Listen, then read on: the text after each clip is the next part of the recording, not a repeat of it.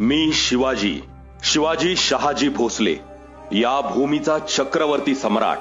आम्हाला या भूमीत विलीन होऊन आज 400 वर्षे झाली. तरी आदर्श शोधायची वेळ आल्यावर तुम्हाला 400 वर्षे मागे जाऊन आमच्यापर्यंत काय यावे लागते? तो आदर्श तुमच्यात नाहीच का? कसा असेल?